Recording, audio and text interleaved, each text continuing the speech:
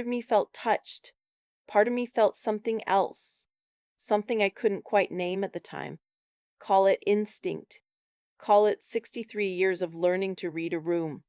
It was a Saturday in October, the kind of day that reminds you why you stayed in Nova Scotia when everyone else left for Toronto. The leaves on the maple out front had gone deep red, the air smelled like wood smoke and coming rain, and I was standing in my kitchen in my housecoat holding a gift bag I hadn't expected. My daughter had dropped it off the evening before, while I was at my neighbor Paulette's place for Friday card night. She hadn't knocked, hadn't waited, just left it on the porch swing with a little card tucked under the handle. When I came home around 9 and found it sitting there in the dark, my first thought was that something must be wrong. My daughter never gives gifts without a reason. That's not a cruel thing to say, it's just true. She's practical. Always has been. Even as a little girl, she'd wrap a birthday present and attach a note explaining exactly what she expected in return. The bag had tissue paper in it, the good kind, not the scratchy dollar store stuff. Underneath was a bottle of Scotch whiskey. Not just any bottle, it was a single malt from a distillery in Speyside, the kind you see in the glass cases at the El Cebo with little price tags that make you blink twice. I turned it over in my hands for a long time. My daughter knew I used to drink Scotch, past tense. My late husband Raymond and I would have a small glass on Friday evenings after supper. Just one. Just the two of us, just because we liked the ritual of it. But Raymond passed 4 years ago, and after that I didn't see the point anymore. The bottle we had open at the time sat in the cabinet until I poured it down the sink on what would have been our 41st anniversary. I never replaced it. My daughter knew this. I set the bottle on the counter and read her card. It said, "Thinking of you, Mom. You deserve something nice." And then her name, signed the way she always signs. No love, just her name like she's closing a business letter. I stood there in my kitchen for a while, looking at that bottle. Part of me was touched, part of me was suspicious, and I couldn't figure out which part to trust. I should tell you a little about my daughter and me so you understand. Her name is Josephine. She's 39. She lives about 40 minutes from me, out past the highway, in a house she bought with her husband Dennis before the market went sideways. Dennis works in commercial insurance. Josephine is in property management. They have a daughter, my granddaughter Lily, who is 8 and is the one bright, uncomplicated thing in the whole situation. On the surface, Josephine and I are fine. We call on Sundays.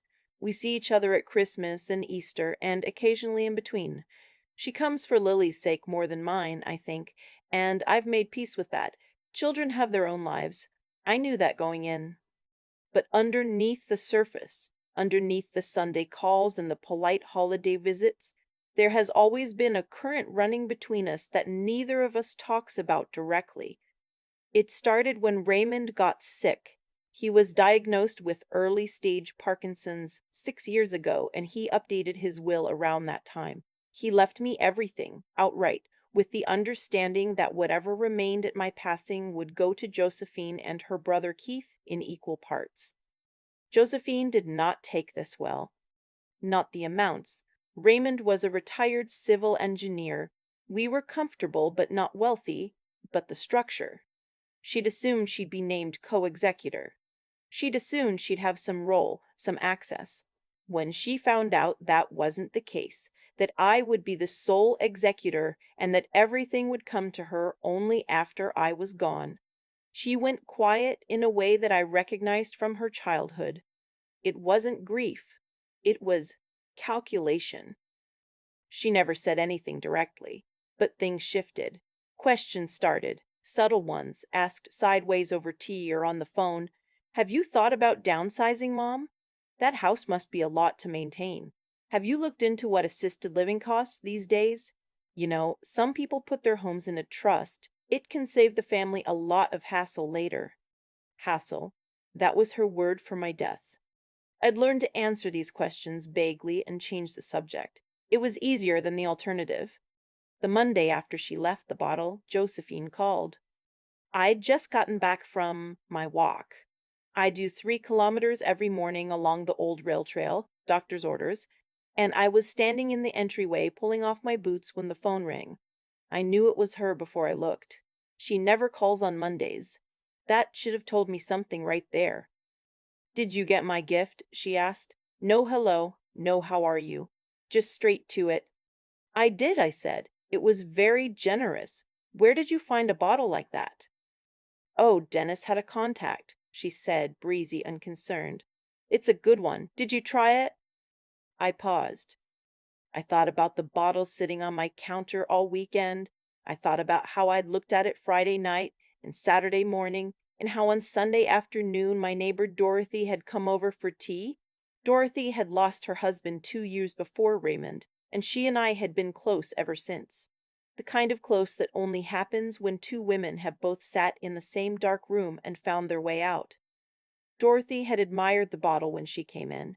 She loves a good Scotch. Her husband had been a collector, and she'd developed a taste for it over the years. "Go ahead, take it," I told her. I don't know exactly why I said it. The instinct again, some quiet feeling that I didn't want that bottle in my house. Dorothy had looked at me carefully. "Are you sure?" "I'm sure," I said. "Raymond and I had our last bottle together. I don't think I want to start a new one alone." Dorothy had taken it home with her on Sunday evening. So on Monday morning, when Josephine asked if I'd tried it, I told her the truth. "Actually," I said, "I gave it to Dorothy. She's always loved a good single malt. I thought she'd appreciate it more than I would." The silence that followed was not a normal silence. It lasted maybe 3 seconds, 4 at the most. But in that silence, I heard something I hadn't expected to hear, a sound I can only describe as intake, as if the air had been pulled out of the room on her end of the line. "Then you gave it to Dorothy?" Her voice had changed. It wasn't angry, not exactly. It was tight. Controlled in the way that means the opposite of controlled. "She's been so kind to me this year," I said, keeping my voice even.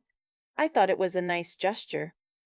"Mom," another pause, "I bought that for you. That was specifically for you." "And I appreciated it," I said. "I told you. I don't really drink anymore. Dorothy enjoys it." She said goodbye not long after that, short, clipped, polite, the way she is when she doesn't trust herself to say more. I hung up the phone and stood very still in my entryway. And I thought, what was in that bottle? I want to be careful here. I want to be honest with you about what I knew and when I knew it, because it would be easy to make myself sound prescient, and I wasn't. I didn't know anything, not then. I had a feeling, a cold, creeping, formless feeling, the kind that doesn't come with evidence, just certainty. I called Keith that afternoon, my son. He lives in Kelowna now, been out there since his early 30s, works in tech and has a good life. Keith and Josephine have never been close. There's a politeness between them that functions like a wall. At the reading of Raymond's will, they'd sat on opposite sides of the room. I didn't tell him about the bottle, not right away. I just talked to him the way I always do, about Lily, about the weather, about whether the Leafs would embarrass themselves again this season. Keith had married a woman named Sandra, and Sandra had recently started her own baking business out of their house in Kelowna. And I asked about that. Normal things, mother and son things. Toward the end of the call, I said, "Has Josephine talked to you lately about anything?" He got quiet. "Why do you ask?" "Just wondering." Another pause. Then, "She called me a few months ago. She was talking about your house, about whether you'd considered the value in the current market, about whether, and this is her word, not mine, whether it would make more sense to liquidate while prices were still good." "Liquidate my house, where I have lived for 31 years?" "What did you say?" I asked. "I told her that was your business," he said. "I told her it wasn't our place. She didn't call again after that." We talked for another few minutes and then we said goodbye. and I sat down at my kitchen table, and I thought about the word liquidate, and I thought about how specifically she had asked whether I drunk from that bottle, and I thought about the fact that she'd bought it through Dennis's contacts, a man who spent his professional life assessing risk, calculating payouts, working out exactly how much a life was worth in numbers. I thought about the fact that if I had drunk from that bottle and something had happened, there would have been no suspicion. I was 63, recently widowed, alone in a house that the cold months made harder every year. Nobody would have been surprised. I thought about all of this, and I prayed I was wrong. I was not wrong. It was Dorothy who told me, and she told me almost by accident. About 2 weeks after our Sunday tea, she called me, her voice strange, tentative in a way Dorothy never is. Dorothy is a retired ER nurse. She has seen things that would rattle most people loose from their moorings. She does not do tentative. "Beverly," she said, "I need to ask you something, and I need you to not brush it off." "Go ahead," I said. "The Scotch your daughter gave you, where exactly did she say it came from?" I told her. "Dennis's contact, a single malt." Dorothy was quiet for a moment. "I've been sick," she said. "Nothing serious, they think. But I had some kind of episode. Nausea, dizzy, my heart was irregular for about an hour. I ended up calling my son, and he took me to the ER at the QEII. They ran tests. Everything is fine now." She paused. "I had one glass of that Scotch the evening I brought it home." I sat down. I think I sat down. I don't fully remember. "I'm not saying anything," Dorothy said carefully. "I'm not making accusations. But I brought the bottle in. They tested what was left. Apparently there are private labs that do this. My son looked into it after, and they found something. They found a sedative compound, something used in certain medications. Not a poison exactly. At the doses they found, it likely wouldn't have killed a healthy person, but in someone with a heart condition or someone who mixed it with certain prescriptions, it could cause an event, a fall, a stroke, something that could look like natural causes. I take a blood thinner, have for 2 years. It was prescribed after a minor cardiac episode in 2022. Dorothy knew this. She's a nurse. She doesn't take any cardiac medication. "Beverly," she said gently, "I think the bottle was meant for you. I am going to spare you the worst of what came next, because some of it isn't mine to tell, and some of it I'm still not ready to put into words. What I will tell you is this. Dorothy's son, a man named Aaron, who is a lawyer in Halifax, took what they had to a private investigator before they went to police. This was his professional advice. Get the full picture first. The investigator looked into Dennis's professional background. It turned out Dennis had been quietly managing a secondary insurance policy on my life, one I did not know existed. He was listed as the named beneficiary, in trust for Josephine, not Keith, not Lily, Josephine and Dennis. The policy had been taken out 14 months before the bottle appeared on my porch. I won't walk you through all of it. There were interviews. There was a lawyer of my own, a young woman in Dartmouth who was so composed and precise that she reminded me a little of Josephine, which was a dark irony I kept to myself. There were difficult conversations with Keith, who drove out from Kelowna the week after I told him. There was a conversation with Lily that I hope she will not remember, and that I could not bring myself to get through without going outside first and standing in the cold for a few minutes. Josephine did not confess. She maintained that she knew nothing about any compound in any bottle, that Dennis had handled everything, that she had simply been trying to do something thoughtful for her mother. Dennis told a different story. He told that different story relatively quickly, once the evidence was in front of him. In exchange for cooperation, he provided details. I don't know all of them. I've chosen not to know all of them. What I know is enough. I want to tell you what I remember from the morning after Dorothy called me, before I'd called Keith, before I'd spoken to anyone, while it was still just me and what I knew. I walked my 3 kilometers. I don't know why, habit, I suppose, or the need to be outside with something larger than myself. The rail trail in late October is beautiful and indifferent. The birches had gone yellow. The creek was high from the rain earlier in the week. I put one foot in front of the other, the way I'd done every morning for 2 years, the same path Raymond and I used to walk together before his balance got bad. I thought about who my daughter had been when she was small. There had been a version of her I loved without complication. A little girl with a gap between her front teeth who used to sit on the kitchen counter while I cooked and tell me everything about her day, everything, in one long, unstoppable rush of words. I don't know what happened to that little girl. I don't know at what point the calculating silences replaced the words. I used to blame myself for it. Used to run through every possible thing I'd done or not done, every way I might have turned her into someone who could think the things she thought. I've stopped doing that. It's not a kindness to myself and it doesn't help anyone.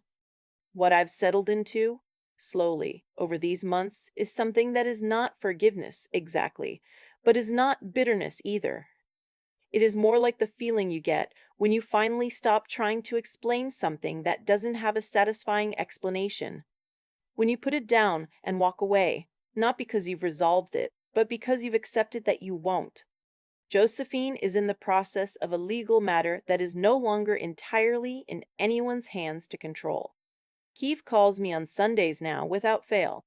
Sometimes Sandra gets on the phone too, which I appreciate. Lily still sends me drawings in the mail, the post office ones, the real kind, with a stamp, and every one of them goes up on my refrigerator. Dorothy finished the scotch. She poured it out down the sink, obviously. But she told me that before she'd had her one glass, it had tasted quite good. We laughed about that. It was the kind of laugh that only happens between two people who have stood on the same ledge and know what it felt like. People sometimes ask me, when I talk about this, which isn't often, whether the hardest part was finding out what was in the bottle or finding out who put it there. And I always say neither, because both of those things were just information. Painful, but just facts. The hardest part was the 3 seconds of silence on the phone, when Josephine asked if I'd drunk from it, and I said I'd given it to Dorothy. Those 3 seconds what I heard. Not rage, not guilt, but calculation. The sound of someone rapidly reworking a plan. That's when I knew. Not what, exactly. Not yet. But I knew that the daughter with the gap in her teeth, the one who'd sit on the counter and talk until I had to laugh and tell her I needed to stir the pot, I knew she'd been gone for a long time, and I was the last one to accept it. I kept walking that morning on the rail trail. Birches, creek, cold air, the smell of November coming. I thought about Raymond. I thought about how he used to say that the hardest thing in the world was to see someone clearly when you loved them. Not to love less, just to see more. I think I finally learned how to do that. I just wish it hadn't cost so much to get there. I thought a lot about that walk I took the morning after Dorothy called me. 3 kilometers on the rail trail, same as always, except nothing was the same. The birches were yellow, the creek was up, and I was trying to hold in my mind two things that didn't fit together. The little girl who used to sit on my kitchen counter and talk until I had to laugh and tell her to let me stir the pot, and the woman who had stood in a store somewhere and made a deliberate choice. I don't think what happened to Josephine was inevitable. That's the part that still stays with me. People talk about bad people like they were always that way, like it was written in from the beginning. I don't believe that. I think there are 100 small moments where a person turns or doesn't turn, and most of those moments nobody notices at the time. What I know is that somewhere along the way, Josephine stopped asking herself the question that keeps most of us decent. What kind of person am I becoming? That question is quiet. It doesn't announce itself. But when you stop listening for it, the silence it leaves behind fills up with something else.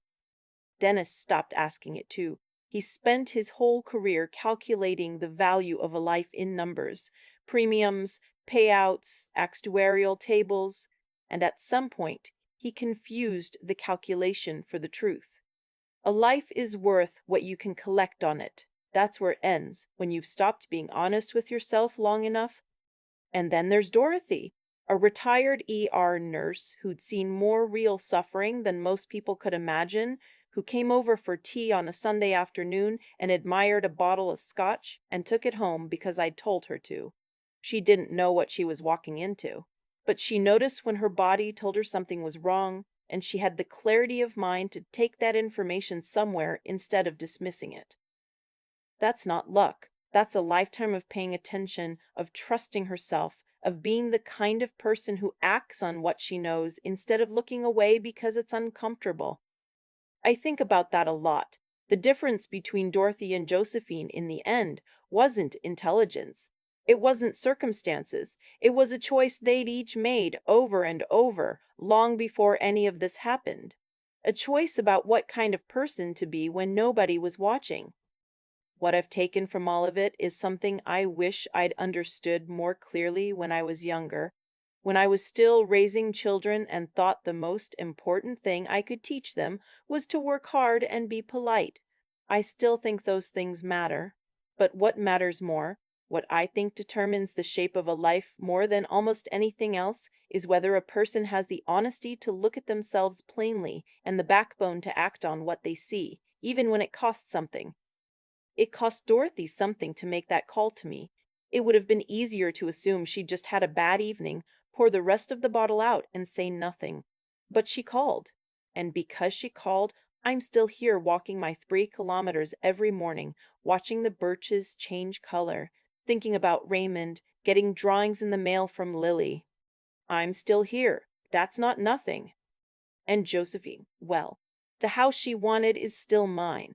The life she wanted to collect on is still being lived.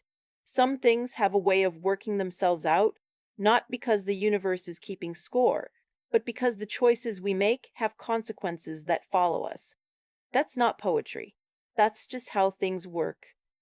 I hope she finds the question again someday, the quiet one, the one that keeps you honest. I hope she starts listening for it before it's too late.